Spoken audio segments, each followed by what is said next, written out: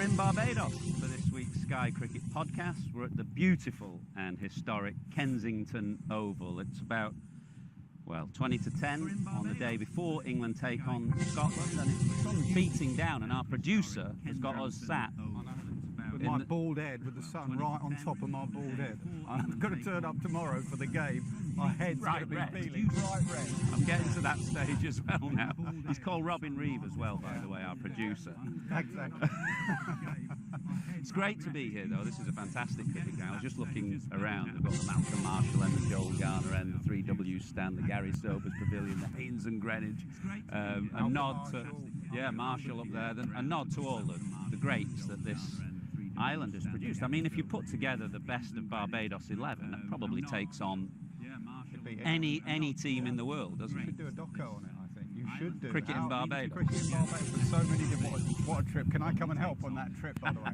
But it is incredible. I mean, you drive through and every roundabout, well, not everyone, but a lot of the roundabouts have the names of these famous cricketers. It is incredible how this small, tiny little island has produced and continues to produce some very, very fine now, but some all-time great cricketers. So it's good to be back. I love this cricket ground. I love this island. Probably my favourite, apart from Chelmsford, one of my favourite places in the world. Yeah, as you come in on the coast, go round the Frank Laurel roundabout.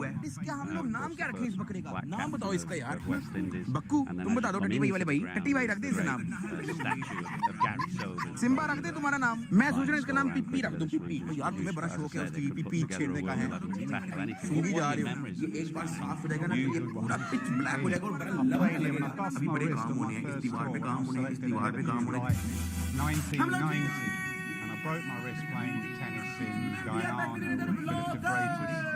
And we came here and the physio said, oh, you'll be fine. I didn't know if you broke the wrist, so we got to the last day होने जा रही है वाला आज सारी इसी की working करनी है हम लोगों ने तो मुझे भी बड़ा अंदर क्या पड़ा हुआ है गोलियां छोड़ियां सब बताएंगे भाई टेंशन नहीं लेनी चाहिए पहले welcome back steamed in. I think he ended up with figures of 8 for 40 odd and blew us away in a session. I was out for a duck. LBW Ambrose.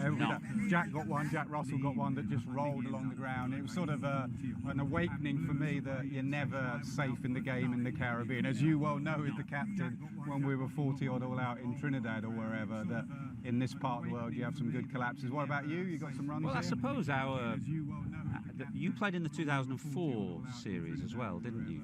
Which one was that? Was that the one you left me out? No. Yeah, 94 was I left you out. I mean 98. Right. The one after that, when Harmy blew the team away in Sabina Park. Yeah. Were you on that tour? Yes. So our careers really spanned, I suppose. We saw the change, really. You know, when you came in 89, 90, that was still the best team in the world. Viv was captain. They were unbeaten at home for so many years. They were undisputed kings of cricket. By 2004, obviously, that had changed. And the two tours that I captained here, 94 and 98, I suppose we were just starting to see. Because we beat West Indies here in 94, quite a famous game. It was the first time we'd beaten, well, West Indies have been beaten on this ground, I think, since 1934 or something. That was the game where Stewie got 200s in the game. And a couple of things I remember. I remember the big cheer when we got to 46 for none or 47 for none. And Stewie said, we haven't got to 50. I said, we just got one more than we got last week. And then the other thing I remember is I saw the biggest six I've ever seen get hit here. And that was in an island game. We played Barbados, it must have been 94. And Otis Gibson hit Robert Croft over that stand to the left of the Garfield Sobers Pavilion. It's probably still going. Certainly went into the harbour and into the Caribbean Sea. It was a mighty blow. And then in 98, I think we would have won here, but for rain on the last day. We had West Indies about 3 down, chasing 350. Pitch was spinning, Cat was bowling nicely, Phil Tufnell.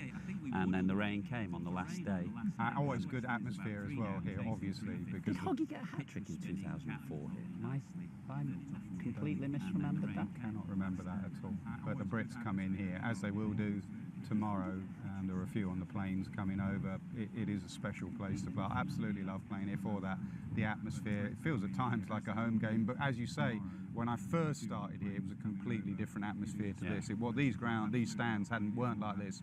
They were the old-fashioned stands, and they were singing and dancing, and there was music playing and everything. It was a real old-fashioned atmosphere. Well, it was here where Mikey bowled that famous over to Geoffrey Boycott. That was 1981. But if you see the photos, you're absolutely right. The Greenwich and Haynes, as is now, was a low slung, just wooden seats, and the crowd would come from under the stand, and they would also sit on top of the stand. So there's a brilliant photo that I think Patrick Eager took of Boycott's off stump going flying, but the Greenwich and Haynes is in the background there. I don't know what it was called then, the stand, but just a magnificent atmosphere.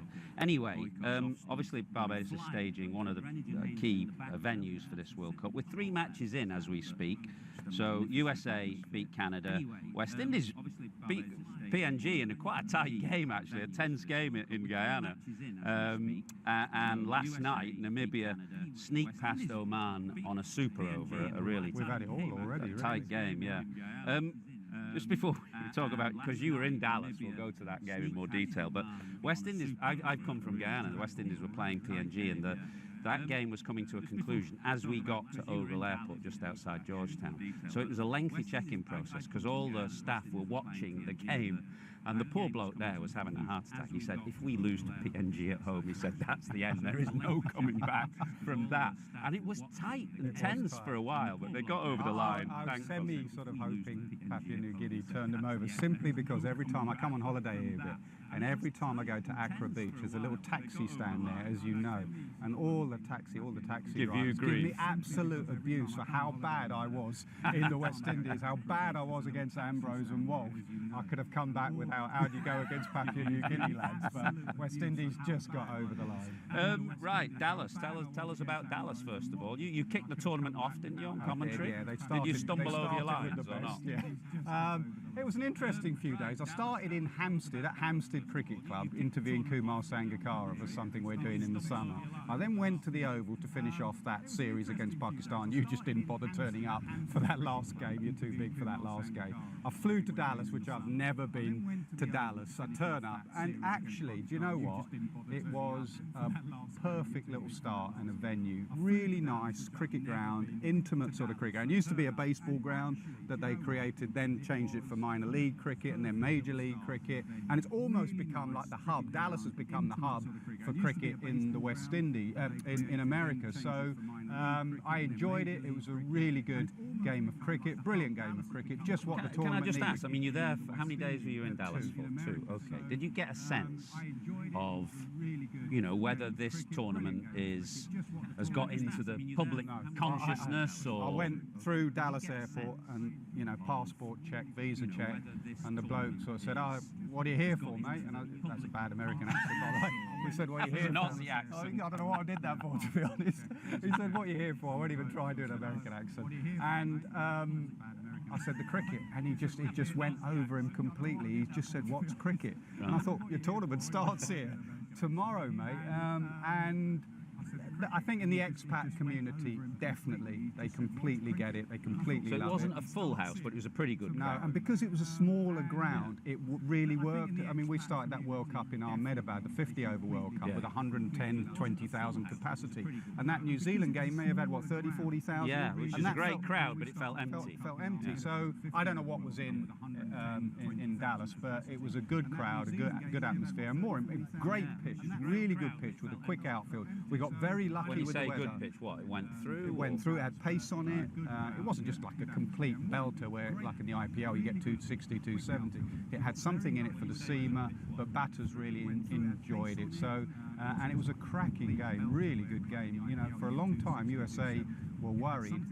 Canada played really well. The real turning point was when USA were chasing. I think they were like 48 or 48 deliveries, going nowhere. Aaron Jones was 1 or 5 deliveries on the back of some poor form in the recent months.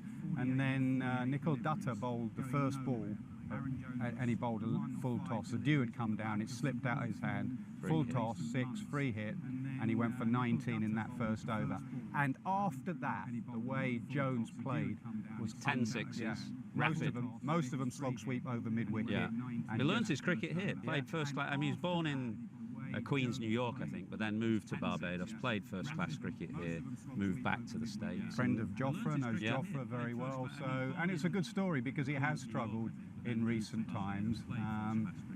And for America to win, like you say, with the West Indies winning the next night, I think that was, you know, a very good start to the tournament. Good game of cricket. Just what the tournament. In fact, the 3 games, that one, the Guyana game was close, and then obviously here. I mean, what did I think of Dallas?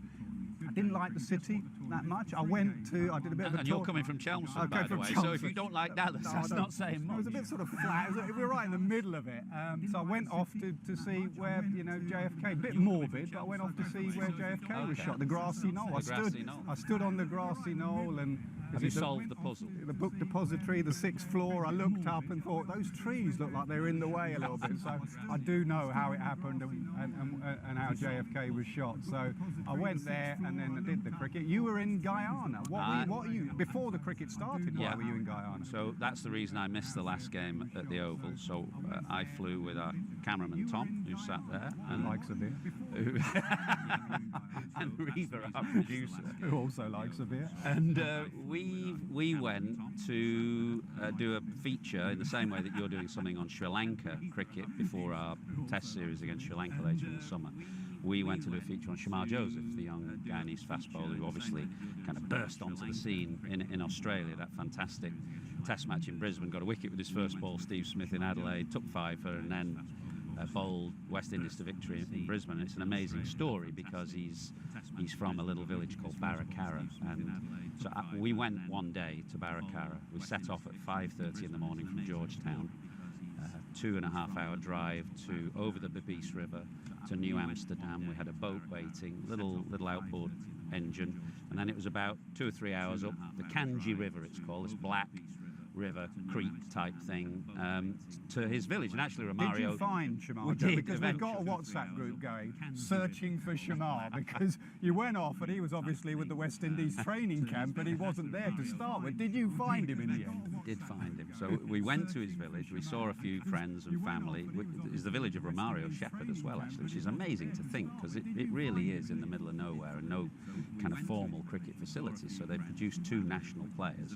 And then we eventually caught up with Romario and Shamar in Georgetown. We interviewed them both. They were both absolutely delightful. Gave us a fair bit of time. So that should make a nice. And did you pop feature. to border? Yeah, well, I went. I haven't been to Guyana for many years, since about 2008, I think. And obviously England haven't played a Test match there since 1998 because West Indies like to put Test matches on in the venues where they think England supporters will come, i.e. Barbados, Antigua, St. Lucia, Grenada. Guyana hasn't hosted England since 1998 for Test cricket, and that was then at the border, which is the old ground right in the middle of Georgetown, and a bit like the Antigua recreation ground, that has had international cricket taken away from it after the 2007 World Cup when the new grounds are built. Providence is the new ground in Georgetown, and the consequence of that is that you wouldn't recognise border now. It still hosts club matches. It's the home to the Georgetown Cricket Club, which is the oldest cricket club in the Caribbean, but it's not what it was. So if you remember, there were wooden stands going all the way around, and the upkeep of those wooden stands is too expensive, so they've all come down. It's completely open on one side. So the only bits that remain from the old ground are the concrete Rohan Kanai stand, and then the old pavilion, which is still there, still has all the memorabilia. The dressing rooms are still there, as they were when we were there. You remember they were quite small, hot dressing rooms. All the, you know, the memorabilia, the photos, the honours boards, they're all there, but the ground itself is, you know, a long way from what it was, and it was quite sad to see, actually. So we went to another cricket club called Everest Cricket Club, which was the home of Rohan Kanai back in the day, and that looked in good order, actually. That looked like a club that was doing well, and you know, it's had a bit of money spent on it, and that's where New Zealand should have been practicing, but of course it rained. We're right in the middle of the rainy season, both here and particularly in Guyana, so they didn't practice. You asked me about, was there a sense in America that people knew the tournament was going on? It feels here definitely there is that sense. When I flew into Barbados yesterday, all the signage was up. and everyone there, the ladies immediately on immigration said, are you here for the cricket? Are you looking forward? And then last night we were out in a restaurant and they were talking about the England-Australia game. The lady said, I hope you beat Australia, we want you, you're our second favourite side, England. So there's definitely a sense here that the World Cup is happening and they're really buying into it. And the same in Guyana, actually, because I mean, Guyana is a country that's on the cusp of unbelievable change. They're sitting on vast reserves of oil. They've had a massive oil find, so a lot of money is flowing back in. So when we first went to Guyana, it was on the back of a period of economic decline, political tension, mass emigration. People were leaving in droves, and now they're all returning because that's where the opportunities are. It's the fastest growing economy in the world, and cricket is playing a part in that. So, for example, in this World Cup, there's no cricket in Jamaica. That famous old ground at Sabina Park has got no matches. Guyana, because they've got money, it's a kind of land of opportunity at the moment. So they've got 5 group stage games there and a semi-final. They've got 5 local players in the side. So I mentioned Romario Shepherd, Shamar Joseph, Rutherford, Moti, one more. It's going to test you this. Yeah, I can't remember off the top of my head. But they've got 5 local players. So there's that feeling of pride. And they kind of fancy their chances. It is there in Trinidad, because England haven't been to Guyana and Trinidad for a long time. You forget that actually those are the two of the islands. Not that Guyana's an island; it's on the South American mainland. But those are 2 of the places where cricket is still very, very strong. There's a strong feeling for cricket there. So we definitely sense that. We interviewed the president, actually, Irfan Ali, on the last day. And after we interviewed him, he hopped in his car and went down to the ground, went down to Providence to watch the game. He had his ice cooler box in the back of the presidential vehicle, and he was off down there. So, and the producer and the cameraman got a bottle of rum, freebie rum, did they, from what I heard? It's good rum in Guyana, isn't it? Surely some of the best in the world. But it was a 10:30 start, obviously. That's one of the issues. It wasn't a full house at Providence. We've got a 10:30 start here against Scotland tomorrow. We know the reasons, but I don't think it makes it easy to kind of generate the feel that T20 cricket, it's best under lights, isn't it? I think even in England, when we do games in the afternoon, and I've done games at like Leicester, Northants, Durham, or whatever, Saturday afternoon games, it just does not have the same feel to it. T20 cricket, it just feels so much different. It was made for evening, under the lights, everyone enjoying themselves. So, I mean, we're working here at half 10, we'll rock up, the players will rock up and put on a show, the crowds will be full or fullish. It won't be a sellout, but I think it should be in the evenings, most games, if you can. And just a quick look at the Super Over game last night. It looked as though the pitch was a little bit up and down here, so I don't know whether it will be on the same pitch tomorrow. Yeah, it is on the same pitch. I went to see the groundsman. He said, he owned up, he said it was too dry. I think there were 6 LBWs in the Oman innings, which tends to suggest false straight, keeping a little bit low. He's given it a bit of a sprinkle out there. England are here, they're warming up. Don't need to warm up too much in this heat, but they're training, they're in the nets at the moment. We bumped into our old friend, Rob Key, who's unsurprisingly been playing golf, and came out with one of the biggest comments I've heard. He says, Andrew Flintoff is the worst golfer on the island. I mean, I don't know how Kesey knows everyone that's played golf. I know he's played a bit here, but he says Flintoff is the worst golfer on the island. Well, it's good to see Freddie here. Obviously, he's got a formal role with England's T20 side, and terrific to see him. So we should touch on England's game tomorrow. Their choice is between probably Wood and Topley, and I suspect against an associate nations they'll try and hit Scotland with pace. Would you imagine that's what they'll do? Yeah, I mean, that would be harsh on Topley, because I think Topley is an exceptional bowler, and in these conditions, if it is dry, the sort of taller bowler bowling it into the pitch and bowling those cutters, I really think, like the Fizz from Bangladesh or whatever, I think those sort of bowlers, as the tournament progresses in different venues, but here in particular, I think they'll be useful. But I think they may, because it's Scotland, they may go Wood and Archer and also get some more overs into their legs, obviously both coming back from injuries. I think Joff has to play for so many different reasons. Well, it'll be an emotional return. And Phil Salt, actually, who Chris George mentioned, and Phil Salt played quite a lot of cricket here as well. So for the 3 of them, it will be a tremendous occasion. Which would mean no Sam Curran, wouldn't it? Yeah. Because Sam didn't play in the, he played in the last game.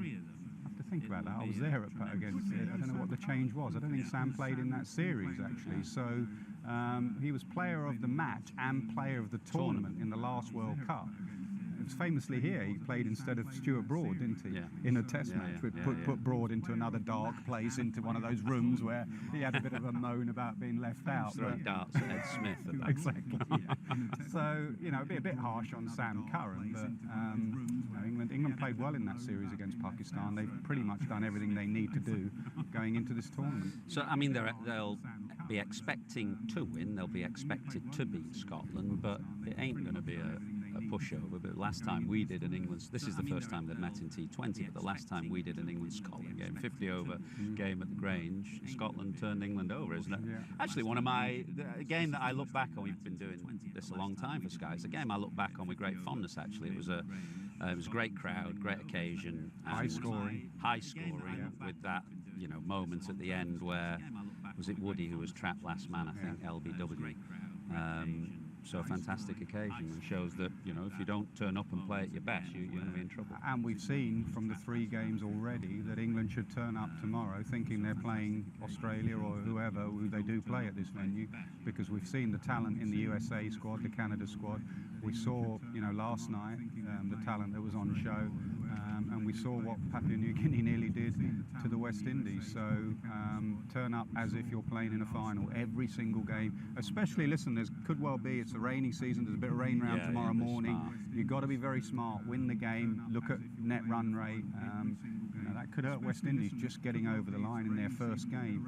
So pay attention to detail, basically. I look back at that scoreboard from the Grange game. Callum McLeod got 140. Obviously, he's not here. Carl Kurtz is not here. So they've had 1 or 2 changes in that batting lineup, and they look quite strong in bowling, don't they? Chris Soule has been bowling rockets, say 150 and maybe just above, and Brad Curry has been doing pretty well. They've got a very smart left-arm spinner in Mark Watt. So, their bowling might be their strength, actually. Yeah, but it's getting that.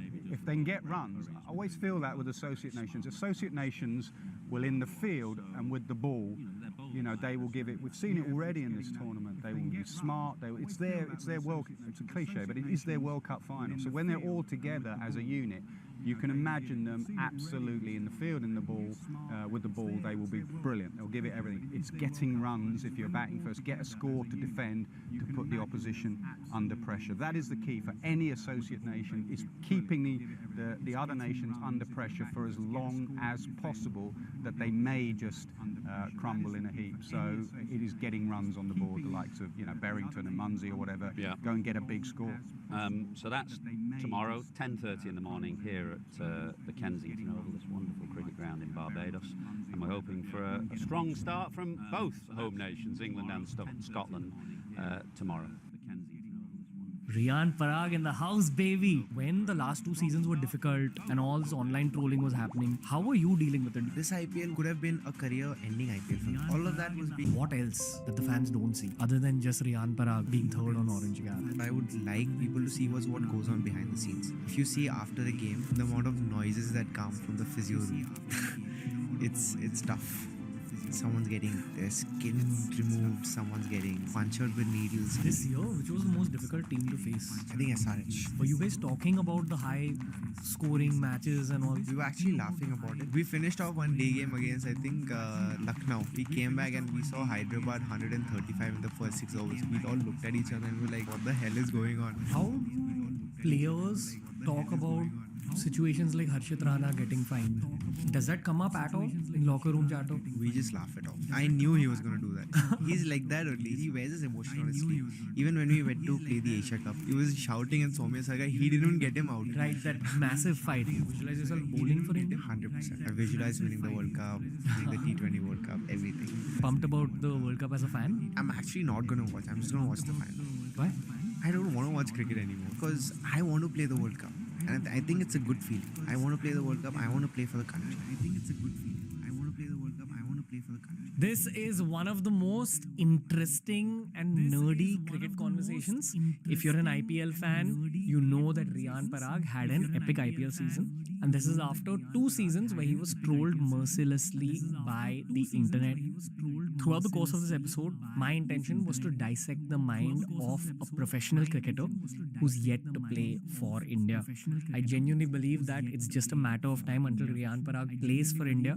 But in this new age of cricket, with all these new age problems like teams scoring more than 250 runs in a T20 match, or the party culture, the distractions involved in a young cricketing career, we spoke about all these topics. It's an English conversation, so it's relevant for international audiences as well.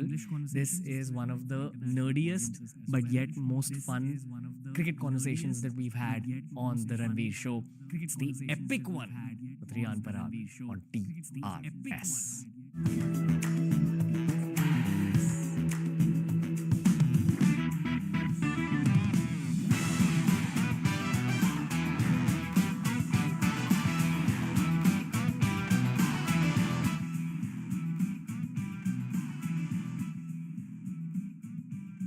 Riyan Parag in the house, baby. Hello. How are you? Congrats on the epic season, bro. There's a lot of people whose hearts you've won. Let me just tell you that. I'm sure you know that. But congratulations on the season. How are you?